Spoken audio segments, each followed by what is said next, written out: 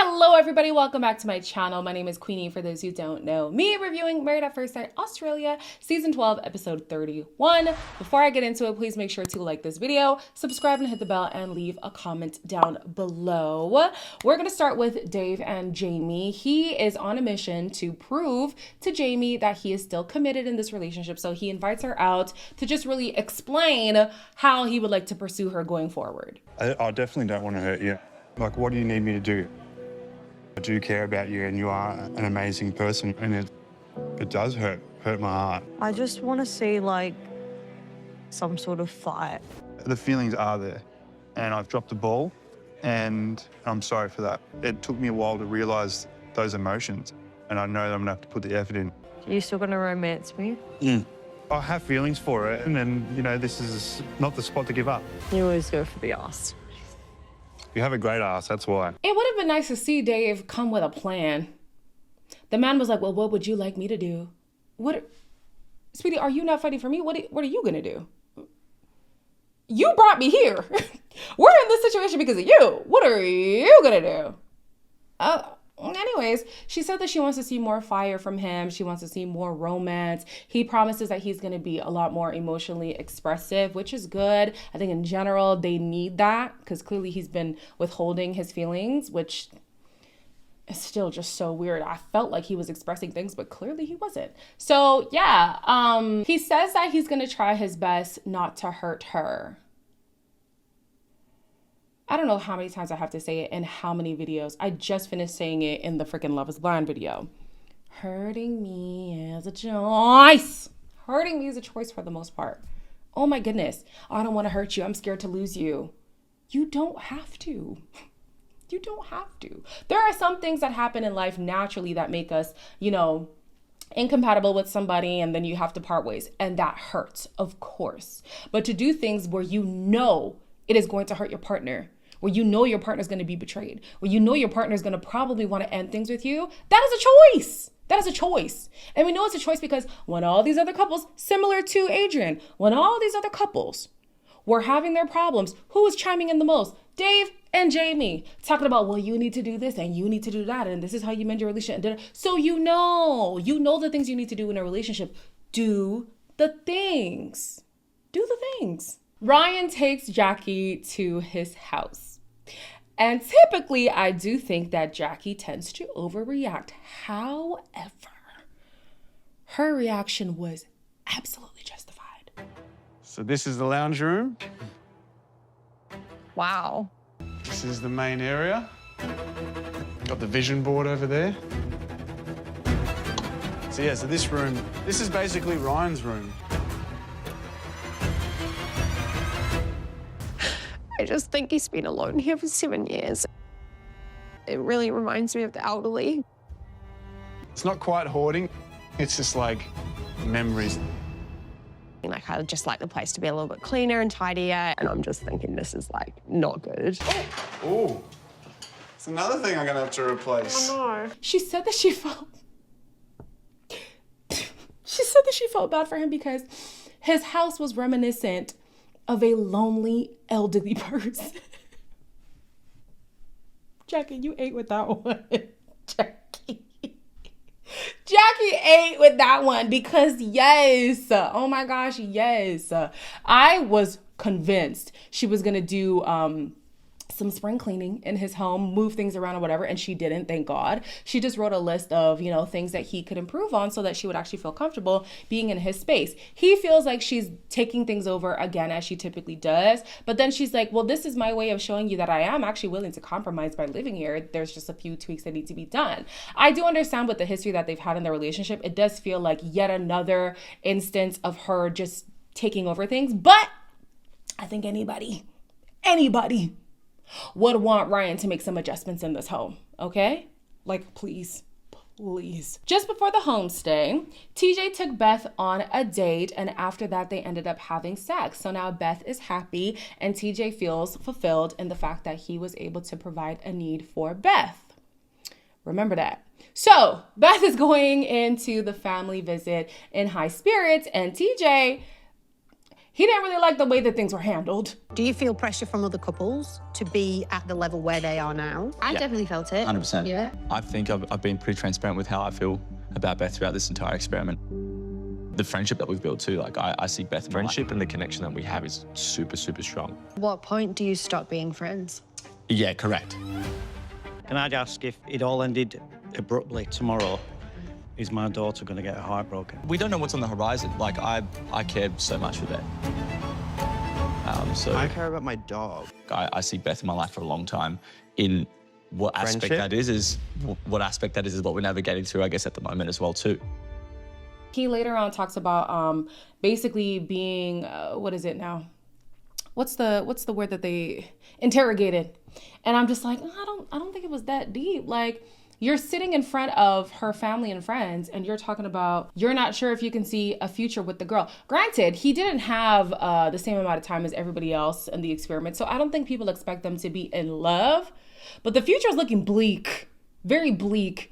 And this is the first time that Beth is really realizing, like, wait a minute, I don't think this man wants to be with me for real. Like, she has had that inkling, but she's now hearing him say it clear as day. And I'm thinking, girl, pack your bags. I don't think TJ wants to rock with you in the long run. He says that they have a really good friendship, which is wild to say in front of his friends and family. And then he says that he wants her to be in his life for a long time. He's just not sure in what capacity. Don't waste my time. Don't waste my time. Beth, you heard what he said. Act accordingly. The next day, they meet with TJ's friends. And I gotta say, I did not expect this from them, but they were asking the right questions. He did get a bit of a roasting. Did you think everybody else did? Yeah, I was getting... Really? It was a I thought firing it was question. just Darcy. So when you say you're strengthening, where were like the weaknesses that affected you guys? And give me an example. What's an example? I feel like sometimes there's this weird like distance between us, and then some days it's great. We definitely have that connection, that emotional connection, that romantic stimulation. But for me, it's inconsistent. Right. Right. So there's obviously something that's lacking between us for me to say, yes, I want to have a relationship with this person. I think what we're trying to work out at the moment is that, is our connection going to flourish into a relationship? Right. Sounds to me, he is just not that into her. It is what it is. The man does not like the girl like that, okay?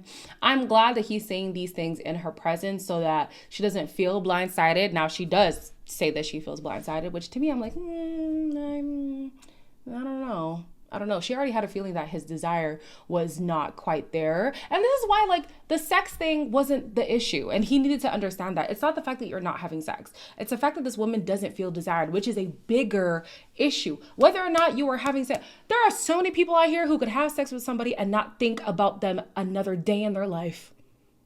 Sex has nothing to do with this. Well, no. Sex isn't always a direct correlation to desire. Let me say that. Yeah, desire for the person. So, yeah, you have to desire me in a relationship. You have to. So for this man to, now make it seem like sex was something he did just for her. Because after this conversation, Beth wants to get a clear answer because she's like, okay, I'm hearing things that are different from what we were talking about before and even on the commitment ceremony. She's like, so, like, where are we at? What's good? And he says, I think I've been pretty clear.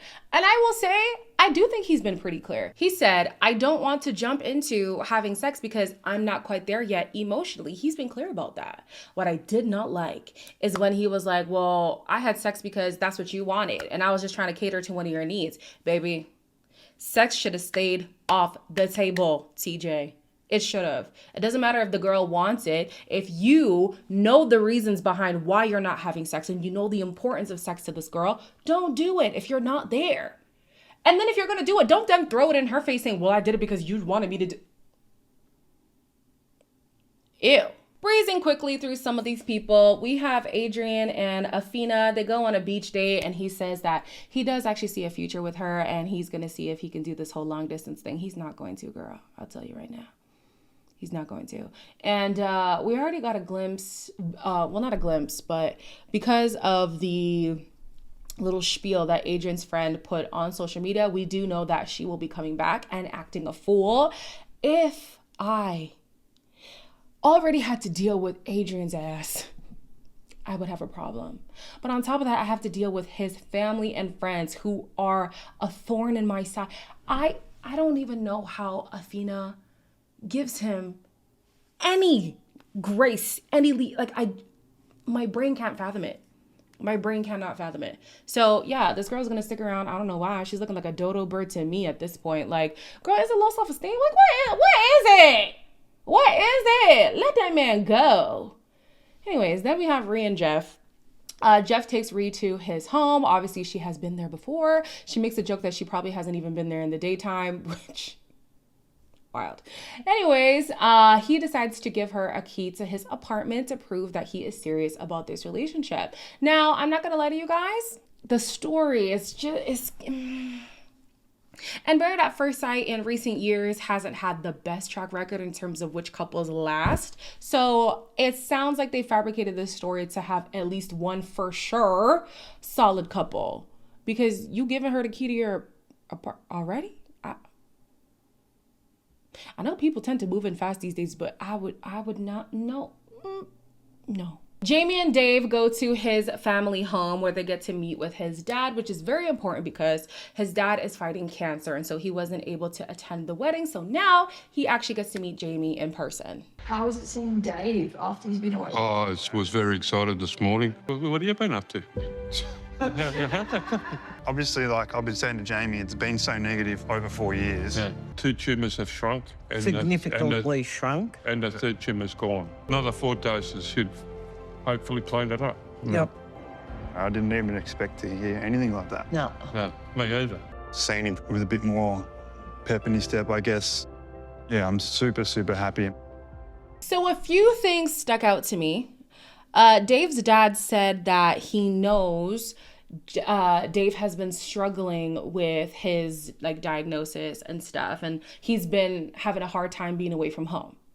And then Dave said that he felt like he had to be in 2 places at once and whatever. So this adds context to why he has been disconnected, right? Like the person said in the comments, he was going back home every weekend to tend to a sick family member, being his dad. And so I'm thinking, if that really was the case, if his dad's health issues were the reason why the switch flipped for him, then the show should have put it in so that it makes sense.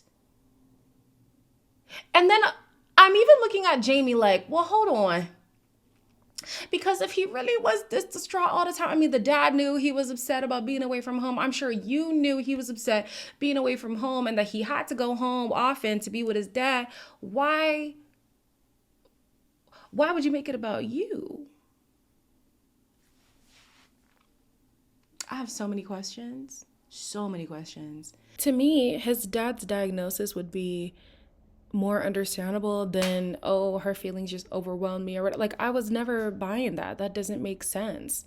If they would have come out and said, yeah, I'm taking it really hard that my dad is sick right now, cool, I understand. Like, some people don't want to be intimate or whatever around grief or the potential of grief. This story does not make sense to me. I fully understand how, well, I can't say fully because I don't have a sick parent, but I can empathize with somebody dealing with a parent having a horrible diagnosis, especially cancer. If you guys had been watching me not too long ago, I wasn't even in a bad way on this channel. I didn't even realize that it was coming across, but it definitely was. And my friend's father passed in December because he had cancer as well, among other ailments. But like, it took a toll on me. And that wasn't even my dad. I can only imagine being the child of somebody who has cancer. I have questions for production and for Jamie. Jackie and Ryan meet up with Ryan's friends, and baby, dude, they have a lot to say. Being in his home and seeing how, his lifestyle was, you think that's something that you can see for your future? If his house was located in Manly, I could totally see myself moving in and living together. What stops you from where his house is? She's not willing to compromise about anything in the relationship. The whole point of being in a relationship is that you need to compromise and you need to bring out the best in each other. And there are going to be points in your... Don't look away from me when I'm talking to you. Feels like you're trying to diminish him as to like... That's your projection. No, that's what I'm receiving for you. Honestly, this drama and the fighting and the arguing is not what I like. Me and her argue sometimes. I don't think you need to have arguments. You can communicate. Quick to point the finger at him, but you're not willing to take accountability. Last time, you're having a great time ripping on him. Your Asking about where that you're talking over me, Well, Carla. you've done that to me Stop last being time, rude. hun. How does it feel? So I gotta say, I side with Jackie on this one, man. Ugh. Hurts. But I don't blame her for not wanting to move in with Ryan, not only because of the state of his apartment, but she even says, like, this reminds me a lot of New Zealand, and I left New Zealand for a reason. I want to be by the water. I want to be by the beach. Like, I don't want to be here. We don't know the reasons as to why, but I fully understand that. I left the current city that I'm living in right now 6 years ago because of the trauma that I experienced here in this city. And when I came back after 5 years, because I've been here for a year now, when I came back after 5 years, everything came rushing back. And it was so hard for me to even talk to people who are family members. I couldn't be around certain people because like, it was just a lot emotionally. So I understand not wanting to be in a place that's reminiscent of a place that you left already. Like, I totally get that. And as much as Jackie's letter was an absolute dig at Ryan, seeing where he lives, seeing his mentality on certain things, it feels justified. To me, it does. He doesn't give this man of valor that he makes it seem like he is. Like, I'm a provider. I'm the macho man. I'm the... Where? Show us the evidence. Where's the evidence? Where's the fruits of everything that you're talking about? I'm not seeing it. I'm really not. So, should she have called him out the way that she did? Probably not. Was she wrong? It's not looking like it. And then the friends were doing the most. Especially that girl doing the most. Why was this girl like, what did she say? I want to make sure I get it correctly. This girl was like, oh, if you're not arguing, you're not in a healthy relationship. Sorry? Are you dumb? Why would you? What? Unless she means like conflict is a natural part of relationships. Like it happens. Conflict, sure. Arguing, it's not necessary, and it's also not indicative of a healthy relationship. She then goes on to say, everything Jackie has said goes against the Ryan that they know. You will never know Ryan in the capacity that a romantic partner will know Ryan. Let's not even do that. And let's not act like certain people aren't one way with you and another way with other people. Since I already touched on my trauma in this episode, a part of the trauma that I had was the fact that I was molested at 14 by an elder at my church. I promise you, at that time, there are people who would have said that was the most amazing man they've ever met in their life. Now imagine saying that to me. I have been molested by this man, and you're telling me, well, he's a great person. That's not the person that I know. I was so upset at Carla that's her name. I was so upset at Carla for being like, well, you're talking about him in a way that we don't know him. Yeah, no shit. She pissed me off. She pissed me off so much. They came at her hard. And I'm not going to lie, somebody else who pissed me off was Jackie's friend because she was quiet. Not a sound came out of her. And I said, where the hell is Cleo? Where the hell is Cleo? Oh my gosh, the friend said nothing. I was very confused. But anyways, yeah, I side with Jackie. Sorry. Ryan is not giving the way that he's supposed to give. The friends are absolutely delusional. And I understand, they were off-put by Jackie's antics the first time that they met her. But the things that she's saying come from somewhere. Anyways, we'll see what goes on in the next episode. As always, like, comment, share, and subscribe. And I will see you in the next one.